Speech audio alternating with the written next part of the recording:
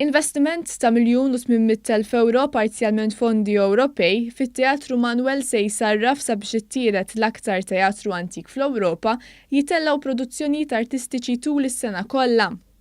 Mibni fl-1731 mill-Mgħammar Manuel de Villena li taħu ukoll ismu, it-teatru ġie mgħammar b'sistema ta' ventilazzjoni u akklimatizzazzjoni li tikklimatizza l-arja skont l-istaġun. Is-sistema taħdem billi tgħaddi l-masħun jew kiesaħ mis-saqaf u mal-art u se tgħin biex it-temperatura mixtieqa, il-livelli tal-umdità u l-kwalità tal-arja jinżammu kostanti matul is-sena kollha, filwaqt li tillimita l-ġenerazzjoni tal-kurrenti tal-arja u l-ħsejjes fit-teatru.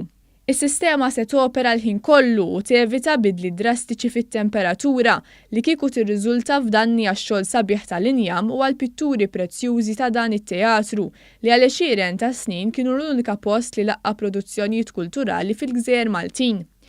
Minħabba sħana l-produzzjonijiet artistiċi fit-teatru kienu jifqu f'April u jerġgħu jibdew f'Ottubru.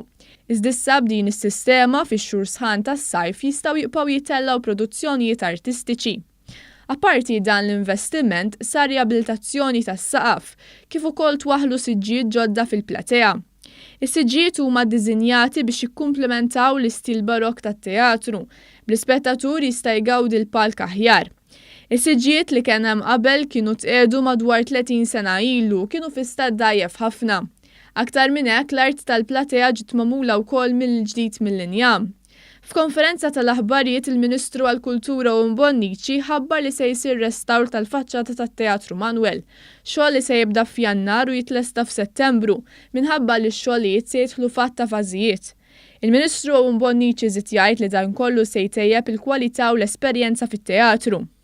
U għandna wkoll ħafna features ġodda bħal huma s-siġġijiet, bħal huma partijiet oħrajn li ħajrendu l-esperjenza dan it-teatru ferm isbaħ. Is-Segretarju Parlamentari għall-Fondi Ewropej Aron Farrugia qal li dan il-proġett hu wieħed minn ħafna li l-Gvern qed jimplementa mill-programm tal-perjodu 2014 u 2020 b'investiment ta' aktar minn €80 miljun għall-kultura. Fosthom pereżempju il-Palazz tal-Mgħammar, l-Arkivju Notarili u anki il-Mużew Nazzjonali tal-Muża. Dawn kollha flimkien qed jagħtu lura lill-pajjiż u lill-familji Maltin ġawri kulturali kbar.